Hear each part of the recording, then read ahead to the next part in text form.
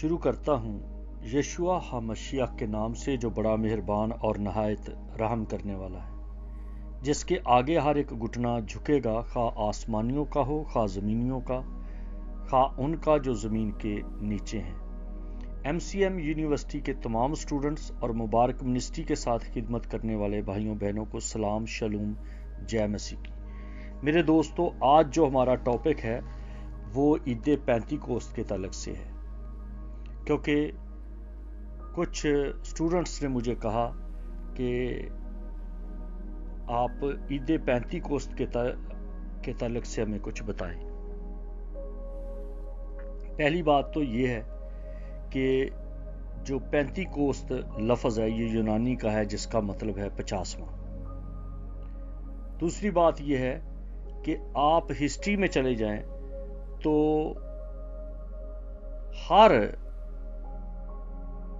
50 کے بعد جب 49 آ جاتا ہے، 49 آ جاتا ہے، تو 50واں سال جو ہے وہ جبلی کا سال ہوتا ہے، آزادی کا سال۔ اور جہاں جہاں پر بھی آپ اس کو دیکھیں گے 50واں ہوگا، تو پیدائش کی کتاب کے ابواب بھی 50 ہے، اور جو 0 اس کا ہٹا دو تو وہ 5 رہ جائے گا، جس کا مطلب ہے زندگی۔ تو پینتیکوست کا 0 ہٹا دو تو وہ بھی 5 رہ گیا، اور عبرانی حرف جو ہم دیکھتے ہیں کہ 5واں حرف عبرانی کا حروف تہجی میں وہ ہے ہے کا مطلب ہوتا ہے زندگی، یا دیکھنا، یا ایکٹیو ہونا، یا متوجہ ہونا، یا آگاہ ہونا۔ تو جب یہ کہا گیا پینتیکوست کے دن کے لیے، شاگردوں کو یسوع نے کہا کہ تم ٹھہرے رہنا جب تک تمہیں قوت کا لباس نہ ملے۔ تو قوت کا مطلب ہی زندگی ہے۔ جب کسی کے اندر زندگی ہوتی ہے تو اس کے اندر قوت ہے، اور جب کسی کے اندر قوت کم ہوتی جاتی ہے تو مطلب ہے اب زندگی کم ہوتی جاتی ہے۔ تو یوحنا کی انجیل میں لکھا ہے 14ویں باب میں کہ تمہارا دل نہ گھبرائے، یہ پہلی آیت میں ہے۔ اور پھر 17ویں آیت میں لکھا ہے، یعنی روح حق جسے دنیا حاصل نہیں کر سکتی، کیونکہ نہ اسے دیکھتی اور نہ جانتی ہے، تم اسے جانتے ہو کیونکہ وہ تمہارے ساتھ رہتا ہے اور تمہارے اندر ہوگا۔ میں تمہیں یتیم نہ چھوڑوں گا، میں تمہارے پاس آؤں گا۔ تھوڑی دیر باقی ہے کہ دنیا مجھے پھر نہ دیکھے گی، مگر تم مجھے دیکھتے رہو گے، کیونکہ میں جیتا ہوں، تم بھی جیتے رہو گے۔ اس روز تم جانو گے کہ میں اپنے باپ میں ہوں اور تم مجھ میں اور میں تم میں۔ یہ ہے وہ بھید جسے تثلیث میں ڈال کر الگ الگ کر دیا گیا۔ کوئی اس کو کہتے ہیں اونلی جیزس تھاٹ، کوئی کہتے ہیں کہ یہ ایک بدعت ہے، لیکن یہ بدعت نہیں، یہ سچائی ہے۔ یسوع جب حورب پہاڑ پر بات کر رہا ہے، ایل ایلون گاڈ کی صورت میں بات کرتا ہے، تو وہاں پر وہ موسیٰ کو جواب دیتا ہے، میں جو ہوں سو ہوں، یعنی میں خود ہی ہوں، میں جو ہوں سو ہوں۔ لیکن جب ایلوہیم کہا جاتا ہے تو اس کا مطلب ہوتا ہے خداؤں کا جھنڈ، روحوں کی بٹالین، بہت سارے خدا۔ اسی لیے تو یسوع کو کہا جاتا ہے خدا وندوں کے خدا، وہ سب سے بڑا خدا ہے۔ بہت سارے خدا ہیں اس دنیا میں، لیکن یسوع خداوندوں کا خدا ہے۔ وہ جب حورب پر ہے، جب بات کر رہا ہے، تو وہ मैं हूं सो हूं है, वो यहोवा है। और यहोवा के मैंने पहले भी कई बार बताया कि 4 हरफ है, योद, हे, वाव, हे। यानी कि मूसा को उस आवाज में ये सबक दिया गया, ये एब्रीवेशन दिए गए, ये हिंट्स दिए गए, ये कोड दिए गए कि अगर तू मुझे जानना चाहता है, अगर तू मुझे पहचानना चाहता है, अगर तू मुझे समझना चाहता है, तो योद, हे, वाव, हे को जान। योद का मतलब होता है हाथ, हे का मतलब है देख, वाव का मतलब है कील, हे का मतलब है देख। यानी कि हाथ देख, कील देख, अगर तू मुझे जानना चाहता है, अगर तू मुझे पहचानना चाहता है, अगर तू मुझे समझना चाहता है। आज भी लोग यहोवा के बारे में बातें करते हैं, लेकिन उस एब्रीवेशन में, उन लफ्जों की ताकत में जो तस्वीर छुपी हुई है, वो हाथ दिखा रही है, वो कील दिखा रही है। हाथ किसके देखने हैं, कील किसके देखने हैं? और जब वही नाम फरिश्ते ने कहा कि उसका नाम यस्सु रखना, उसका नाम यशुआ रखना, तो फिर वही आ जाते हैं हरफ 4, योद, शीन, वाव, हे। यानी कि हाथ, पसली, कील, देख। उसका नाम यस्सु होगा, उसका नाम यशुआ होगा। यानी कि वो हाथ दिखाने वाला है, वो पसली दिखाएगा और वो कील लगवाएगा। और यही हुआ। उसने तुमा को कहा, मेरा हाथ देख, मेरी पसली देख। उसने 11 शागिर्दों को अपने पांव दिखाए, हाथ दिखाए, पसली दिखाई, उनको दिखाया और उनको कहा कि रूह के अंदर हड्डी नहीं होती, जैसा तो मुझ में देखते हो। उसने उनके साथ खाना खाया, तो रूह खाना नहीं खाता। तो ये चीजें जो हैं, ये इस बात की मुकम्मल तौर पे दलील हैं कि यस्सु हुरब पर आवाज है, और उस आवाज ने जिस्म इख्तियार किया, और उस जिस्म ने हमारा नजात का काम पूरा किया, फिदिया दिया। और वही जिस्म बाद में रूह की सूरत में हमारे साथ रहता है।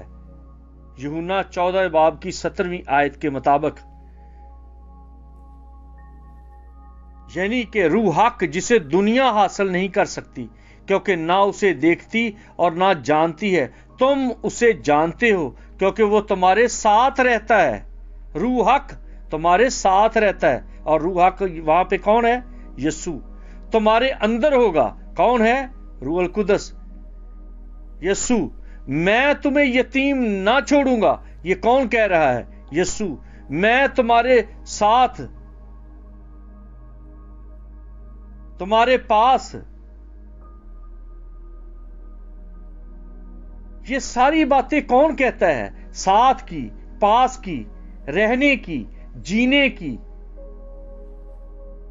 ये यस्सु कह रहा है।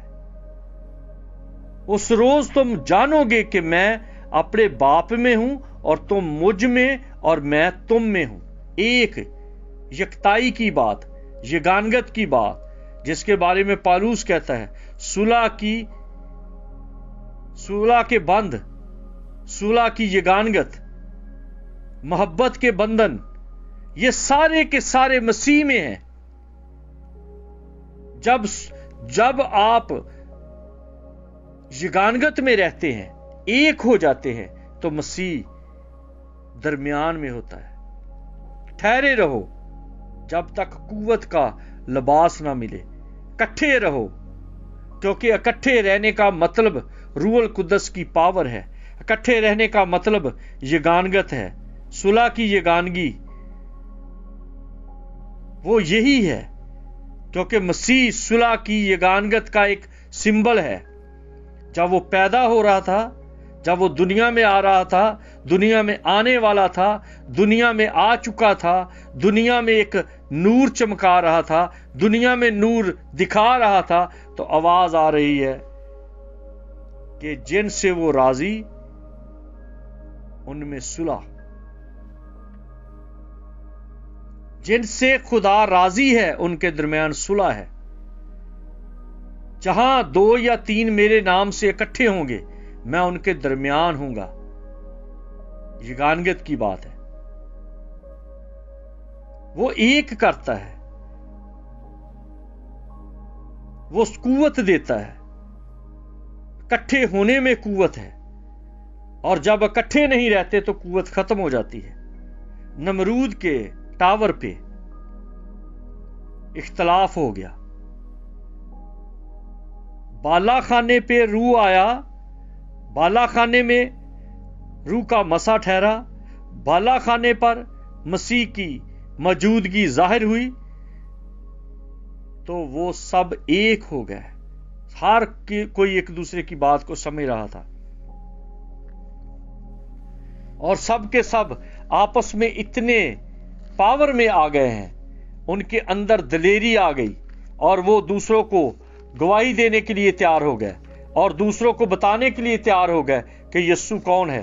اور جب آپ نمرود کے بارے میں دیکھتے ہیں تو ان کے ٹاور پہ ایک دم سے ایسی روح کی موجودگی کا احساس ہوا کہ آپس میں وہ ایک دوسرے کی بات نہیں سمجھ رہے، ان کے اندر یگانگت ختم ہو گئی، کمیونیکیشن ختم ہو گیا، رابطے ختم ہو گئے، اور گڑبڑ ہو گئی، بے چینی شروع ہو گئی، کیونکہ ان کا سلسلہ قائم نہیں رہا، ان کی ایک زبان نہیں رہی، ان کے اندر روح کا مزاج نہیں رہا، ان کے اندر سے روح نکل گیا، ان کی مردہ حالت ہو گئی۔ تو دوبارہ سے اس بھید کو مسیح نے کہا کہ تم ٹھہرے رہو۔ اگر آپ عید پینتیکوست کو نہیں سمجھتے، اکٹھے ہونے کے بھید کو نہیں سمجھتے، اعمال کی کتاب میں لکھا ہے وہ سب اکٹھے ہوتے تھے، روٹی توڑتے تھے، دعا کرتے تھے، تعلیم پاتے تھے۔ یہ نجات کے، یہ مضبوطی کے، یہ خوبصورتی کے یہ لنگر ہیں۔ اگر ان میں سے ایک بھی صحیح طور پر کام نہ کرے تو زندگیاں خراب ہو جاتی ہیں، ایمان خراب ہو جاتا ہے، اور وہ مضبوطی جو چاہیے وہ نہیں ہوتی۔ اس لیے ان باتوں پر آپ عید پینتیکوست کے دن اس میسج کو سمجھ جائیں جو پالوس افسس کی کلیسیا کو کہتا ہے کہ روح کی یگانگی صلح کے بند سے بندھے رہو، ایک ہی بدن ہے، ایک ہی روح، چنانچہ تمہیں جو بلائے گئے تھے اپنے بلائے جانے سے امید میں بھی ایک ہی ہو، ایک ہی خداوند ہے، ایک ہی ایمان، ایک ہی بپتسمہ، اور سب کا خدا اور باپ ایک ہی ہے، جو سب کے اوپر اور سب کے درمیان اور سب کے اندر ہے۔ روح کی یگانگی صلح کے بند سے بندھی رہے، اور صلح کی ایک ہی بات میں متفق جب ہوں گے تو لکھا ہے جو کچھ زمین پر باندھو گے وہ آسمان پر باندھا جائے گا، جو کچھ زمین پر کھولو گے وہ آسمان پر کھل جائے گا۔ جب یگانگت نہیں ہے، روح کی یگانگی نہیں ہے، تو پھر آپ دیکھ سکتے ہیں کہ میرا چرچ، میرا گھر، میری کمیونٹی، میری کانگریگیشن یہ کہیں نمرود کے ٹاور والی شکل تو نہیں اختیار کر رہی، یہ کہیں اس طرح کا ماحول تو نہیں۔ اگر چرچ میں اختلاف ہے، ایلڈر پاسٹر کے خلاف ہیں، پاسٹر ایلڈرز کے خلاف ہیں، اور جو کانگریگیشن ہے وہ کبھی ایلڈروں کے خلاف بولتی ہے، کبھی وہ پاسٹرز کے خلاف بات کرتے ہیں، کبھی وہ انتظام کے خلاف بات کرتے ہیں، تو ایسا شخص